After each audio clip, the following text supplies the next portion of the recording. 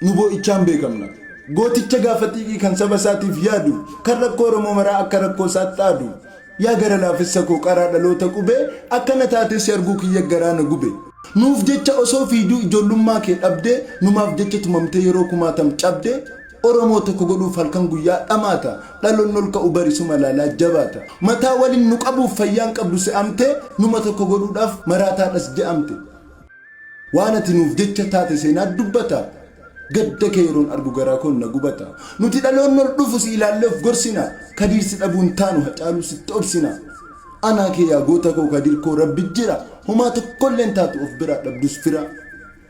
Hanganni qarshiin dhabeena wallaanaa yaa qomoo jedhutti eegaa jirtammoo maal taatan yaa Oromoo. Gaafa lubbuudhaan jirru osoo wal jabeessine harka maranneen teenyu hacaaluu geggeessine. Hamma sheena uf deemna tokkoon godhinaa shakkii hirrafinaa Oromoo kadiir wallaanaa lakkii. Rakkachuu fi nu mamrame jireenya lafaa lafee